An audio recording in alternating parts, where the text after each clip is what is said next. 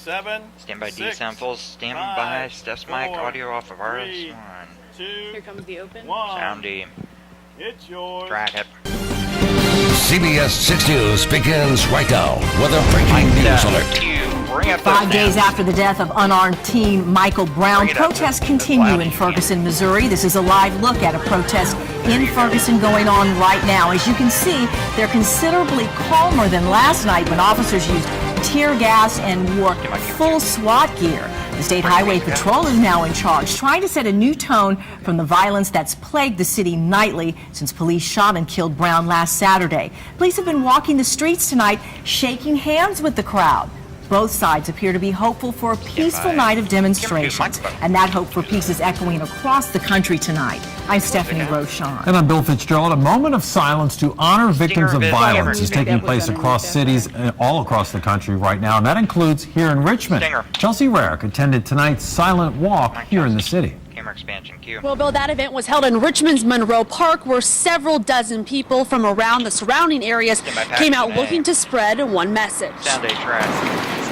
One by one, dozens make their way down Broad Street and then to Monroe Park in Richmond Thursday evening. We're walking for justice. We're walking for Mike Brown. The movement, a national moment of silence for victims of brutality. Things have gotten out of control. The event comes after the shooting death of Michael Brown in Ferguson, Missouri, Saturday afternoon. The college-bound 18-year-old was shot and killed by police. Witnesses say Brown was unarmed and had his hands in the air. However, police are saying the teen physically assaulted the officer. It's just really heartbreaking to see that this continues to happen over and over and over again. Thursday night's event was one of many throughout the U.S. in response to violent protests in Ferguson since Brown's death. But those here say this peaceful protest is in memory of Brown and many others. To demonstrate peace and justice for Mike Brown and for everyone else that's lost their life. And that Thursday night's message in Richmond, dear Lord, will resonate beyond the city limits. Sometimes people don't know, how can they make a difference? And hopefully things like this will continue to happen. And this incident is also grabbing the attention of area lawmakers. Congressman Bobby Scott is demanding a congressional hearing on use of excessive and deadly force by police. Reporting live in Richmond tonight, Chelsea Rarick, CBS 6 News. Thank you, Chelsea. CNN is reporting tonight that tomorrow, police in Ferguson, Missouri, will release the name of the officer who shot and killed Michael Brown. The police handling of Brown's death and their refusal to identify that officer has led to the 5 days of protests and confrontations between angry residents and police that we've seen. A funeral service will be held tomorrow for a Virginia family killed during what police are calling a murder-suicide. Investigators in Culpeper say Shauna Washington and her 3 daughters were shot and killed by Washington's husband, Clarence, earlier this month. Police say Clarence Washington then killed himself. We're told tomorrow's funeral is just for Shauna Washington and the girls. 2 convenience stores in the near West End are shut down tonight after they were raided by police. Officers say they were serving search warrants for stolen goods at the DJ Market and Deli and the Sunny Food Market, both on Carey Street. Our Mark Holmberg will tell us more about those raids a little later in the newscast and explain the raid's impact on that community. A beautiful night here across the area with our second in a row since the big rain we had earlier this week. Got a couple days coming our way of nice weather. Jackson, the weather center, tell us, what about tomorrow? Yeah, usually when you get weather this nice, it's kind of one and done. We heat up the next day, but this little reinforcing shot of cooler air moving in tonight will ensure that tomorrow's weather will be every bit as nice as it was out there for today, and it was tough to improve on today. It was absolutely gorgeous. Temperatures already in the upper 50s out toward the Stanton area. It's 74 in Richmond. Look at Louisa down to 57 already, and 70s out ahead of the front. And skies across the area will clear out tonight. We'll have a lot of sunshine tomorrow, just a few high thin clouds mixed in, and a high temperature of 83 degrees. We will heat up this weekend and see a return of the humidity as well, and a chance for a few thunderstorms. We'll tell you when to expect those straight ahead. Thank you, Zach. A former Chesterfield youth minister who molested 2 teen girls is going to spend 3 years in prison. Earlier this year, Troy Mitten pled no contest to taking indecent liberties with the girls who were in his youth group back in the 1990s. The former Trinity Assembly of God minister was arrested in 2012. His victims are now in their 30s. CBS 6 News spoke with one of them today off camera after court. She says she hopes this encourages more sexual assault victims to speak out and come forward. Mitten's family did not want to comment. A cringe-worthy consumer alert tonight. A local mom reached out to CBS 6 News to tell us she wants a toy she just bought for her child pulled off store shelves immediately. Melissa Hippolyte tells us what that mother found inside the toy had made her stomach turn and what's being done about it. Melissa, you can understand why she's so upset. Yeah, I really can. The company that makes these punch balls tells me this is the first time they've ever received a complaint like this. Still, they're taking it very seriously. Soundby, track. Kat Oslin spends a lot of time playing with a very simple toy. You punch it like that. But the 5-year-old's most recent punch ball purchase had her screaming for mom. And I see a little shadow in there. She kept telling me, you know, there's something in here, Mommy, there's something in here. Kat's mom, Chelsea Oslin, grabbed the ball from her daughter. Sure enough, there was this already smoked cigarette in the bottom of the balloon. Oslin says she found this, a cigarette butt with Chinese letters on it inside the balloon. Disgusting. Oslin says she immediately contacted the company that makes the toy to tell them about the disturbing discovery. If she went to blow it up, she could have choked on it. The company that makes these punch balls say they were able to track where and when this particular punch ball was made. They say it was made by a factory in China back in 2012. Jim Coleman is in charge of international quality and compliance at Ball Bounce and Sport Incorporated. After hearing from Oslin, he contacted the manufacturer. Coleman told CBS 6 this situation is very odd and he's never seen anything like it before, but it's unacceptable and he wants to get to the bottom of it. 10 seconds. In the meantime, Oslin has a message for parents. Check everything. Check all the toys, you know, whatever they get, because you never know what's in there these days.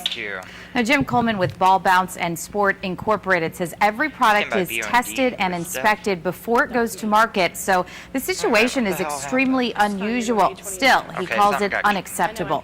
In the newsroom tonight, Melissa Hippolyte, CBS 6. Thanks, Melissa. If there's something you'd like CBS 6 to investigate, you can reach out to any one of our reporters like Melissa from morning until night. Our team is here working for you and helping you to get answers. New at 11, all bets are off for Henrico woman. She's accused of stealing lottery tickets from her job. Police say this woman, Treva Vini, swiped $16,000 worth of Virginia lottery tickets from the store where she works on Pouncey Track Road. The 29-year-old is charged with embezzlement and conspiracy.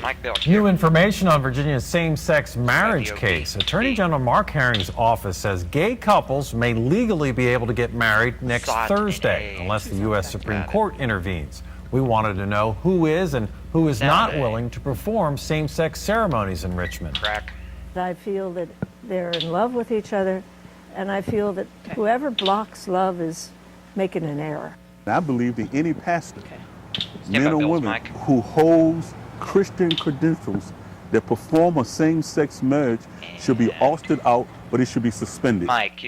Clearly, it'll depend on the ministry, but experts say same-sex marriages have a lower divorce rate compared to heterosexual couples, a 20% decrease in some cases, which is based on age and education.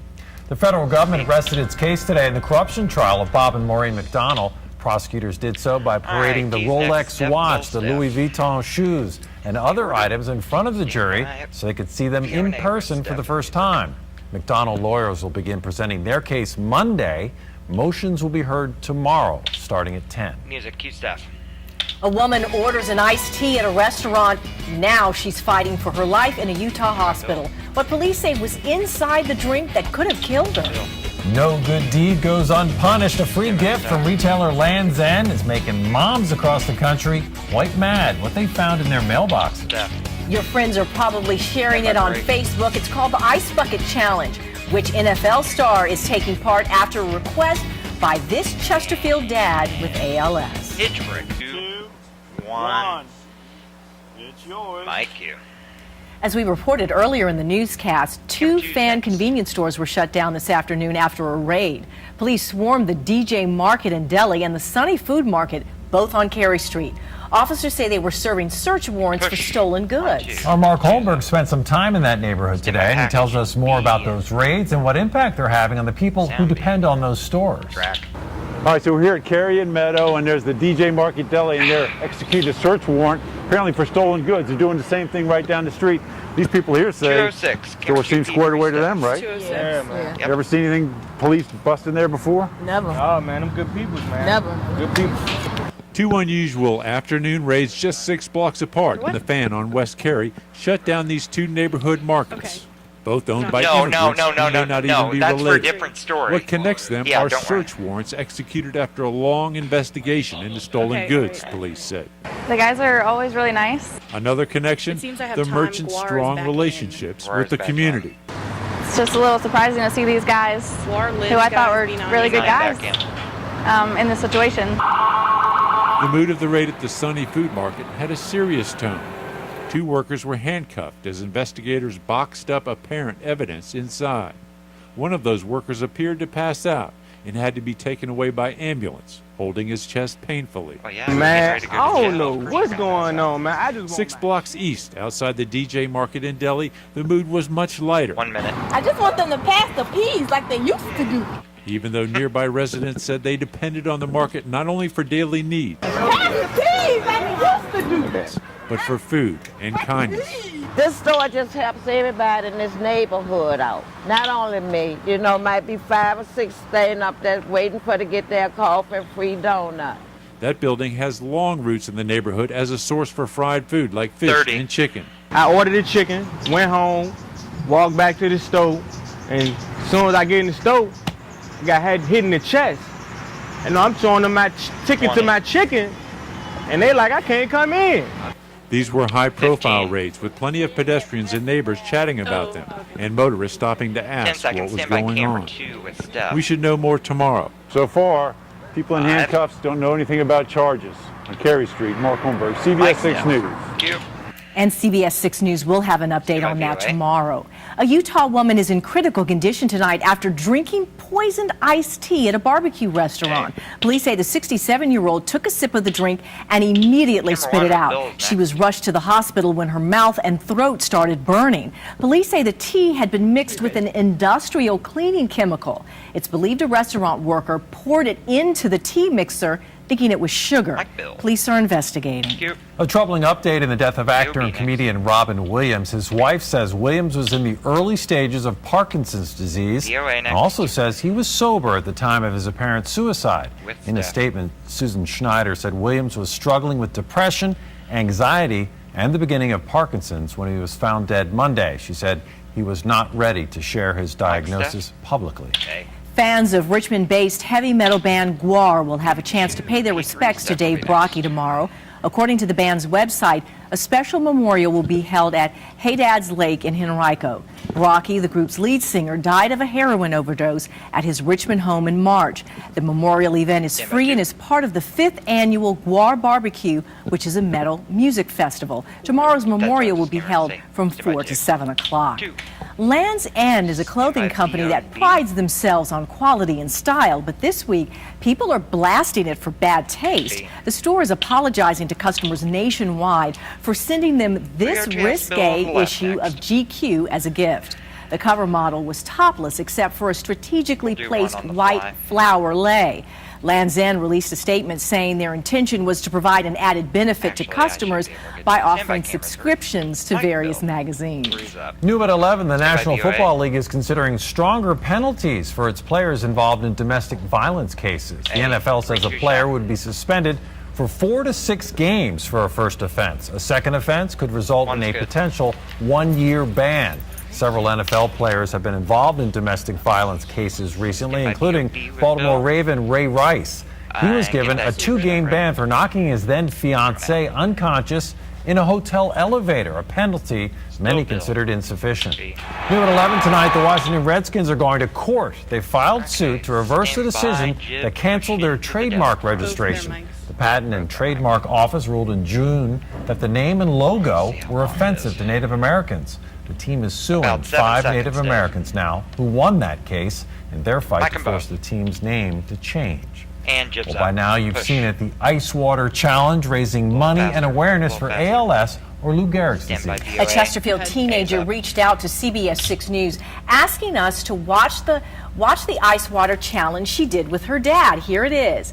That's because they've been personally affected by ALS. Her father, Steve Gross, has been battling the disease for 2 years. He's also a big New York Giants fan. Before he took the Ice Bucket Challenge, he challenged Giants quarterback Eli Manning, and it didn't take long for Manning to accept. Sound beat track. I'm Eli Manning, and I was nominated by one of my biggest fans, Steve Broads, who has ALS. And Steve, I'm doing this for you. Hit by camera 3. Lose your breath a little bit there. Just incredibly sweet. And we've got a surprise for you tomorrow on CBS 6 this morning. Find out which of our morning show colleagues are taking the Ice Bucket Challenge. And I know one who would like to, but he's not on the morning show. He does do the weather, though, in the afternoons and evenings. Zachary, what you been taking the challenge? I got nominated today. You so, did? Yeah, I'll accept the challenge, and that'll be happening tomorrow. I could use a 95-degree day tomorrow, but it's not going to happen. Let's get a check on the view outside right now. We got a cold front that is moving in. Good job. This is really just a reinforcing shot of the already very pleasant air mass we have here in the mid-Atlantic, but this will prevent us from heating up tomorrow. So temperatures tomorrow are going to be very, very similar to what we had out there for today, almost to the exact degree. Going to be a really fine day headed our way. We do have a few showers across south central Virginia. Just a little bit of light rain around Danville, southern Pennsylvania County, and then back over into Henry County as well. Also a few showers just south of South Boston over in Halifax County. Outside right now, mostly clear skies. The low was 60, made up to 84 degrees this afternoon with all that sunshine. Just a gorgeous day here for middle part of August. Right now it's 74, dew point is 62. And dropped into the mid-50s today. That very dry air, and we'll see the same thing as we get into tomorrow. Dry air and a lot of sunshine. 2 minutes. Have some 50s back to our north and west. 57 over in Louisa, while it is 63 down in Emporia, 73 degrees over in West Point. These temperatures are all over the map right now, but they will all fall down in the upper 50s and low 60s by tomorrow morning. So tonight, the front will continue to pass south and east. Mostly clear skies when you wake up in the morning, and lots of sunshine for tomorrow. That front will stall across North Carolina and serve as the focus for a few showers and storms over the weekend. For us on Saturday, we'll stay dry, but as we get into Sunday with a little more humidity and a little more heat building, I have introduced a slight chance for some thunderstorms in the afternoon on Sunday. Nothing to cancel or alter your plans right now, but when you're going to be outdoors, you want to keep an eye on the sky and have a place to go if one of those storms does crop up. And there will be a slight chance for a thunderstorm. Final round of the Eagle Classic. I was out there today. The course is in phenomenal shape, and all the contestants ready to go tomorrow, teeing off for the first round. 83 degrees the high tomorrow, 88 Saturday, 93 on Sunday. Very slight chance for a storm. 24 different countries represented with the field that will be teeing it off at Richmond Country Club tomorrow. All right, low temps tonight, low to mid-50s back to the north and west. Other areas will drop down into the very low 60s, so another really nice morning 30. On the way, and then low to mid-80s tomorrow afternoon. So a good-looking day on the way. We'll see a high temperature of 83 degrees here in Richmond. There's a look at your forecast for the Anthem Moonlight Ride coming up Saturday night. Weather looks great. Right. High temperature of 88 degrees, and your Friday planner, mostly sunny skies. There it is, high of 83 degrees, just a few high thin clouds. 88 Saturday, 93 on Sunday with a slight chance for a storm. We're going to keep it in the low 90s from Sunday right on through much of next week as a ridge of high pressure builds into the area. So some are letting us know that we are not done with the season just yet. And two, Thank you, Zach. Coming up in sports, the loss Virginia Tech is dealing with that could affect their season opener. And how can Douglas Freeman rewrite school history again? Sean's in next. Track. CBS 6 Skytracker, sponsored by Baugh Auto Body. Itch break. Soundy. Track. Now, CBS 6 Sports with Sean Robertson. We begin tonight with college football. Virginia Tech's offensive line depth took a big hit today. Senior lineman Mark Schumann has decided to retire from football after suffering a torn meniscus in the right knee. It's the same injury to the same knee he suffered in 2011 and last preseason. Schumann will take a medical disqualification, which will keep him on scholarship. He will end his Hokie career playing in just 10 games. Our high school football previews continue with the stop at Douglas Freeman, where last year the Rebels rewrote the school's record books. They made the playoffs for the first time since 2008, won a postseason game for the first time in 33 seasons, and recorded 10 wins, their best total in over 15 years. Head coach Mike Henderson returns 12 starters from a group that was one game away from the 5A South Final and could be used as a building block to this season. We're always trying to build and trying to become a program where we have expectations to make the playoffs and we expect to win every game. You know, and I don't know that we're there yet or not, but I think we're certainly making strides in that direction where our players come now expecting to win football games. Mike, you. The LPGA Symetra Tour is back at the Richmond Country Club for the 7th annual Eagle Classic. Today, many of the pros were on the course, along with sports director Lane Casadante and chief meteorologist Zach Daniel for the program. There they are right there. This year's field is wide open and includes several big names, such as former UVA standout Brittany Altamere, Sedina Parks, the first African-American to win 2 events on the Symetra Tour, and Cheyenne Woods. Now, you may have heard of her uncle, Tiger Woods. 5 winners of this event have gone on to claim their LPGA Tour card, which makes this weekend so important. Yeah, I've heard Richmond Country Club is a great golf course, and this is my first year to Richmond, first year playing in the Eagle Classic, so I'm excited to finally be here, and the course is in great shape. It's living up to what I've heard. I feel like everyone's pretty much bunched together, like, what is it, 6 through 15, and, you know, one good event, and I'll just move right up. So I'm just kind of looking to contend this week and, you know, focus on one shot at a time and go from there. To baseball, the Flying Squirrels played 2 tonight against New Hampshire. We fast forward to the 7th in Game 1. Elliott Blair singles past a drawn-in infield. Skylar Stromsmo will score to give the Squirrels a 6-2 lead. Bottom of the inning, Jorge Flores grounds into the 6-3 double play to end the game. We check the scoreboard. The Squirrels take Game 1 of the Twin Bills 6-2 over the Fisher Cats. Tomlinson and Blake Miller each had 2 hits in the victory. Game 2 is still in progress, and the Squirrels have a 4-2 lead. That game is in the top of the 7th inning. And Tony Stewart announced earlier tonight that he will not race in Michigan this weekend. South Boston's Jeff Burton will drive the number 14 Chevrolet in his place.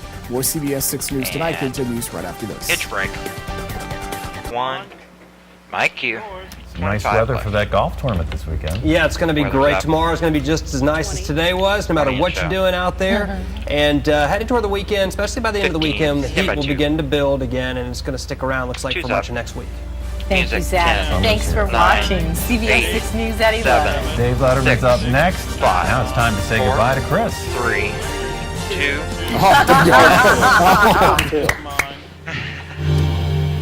Thank you, everybody.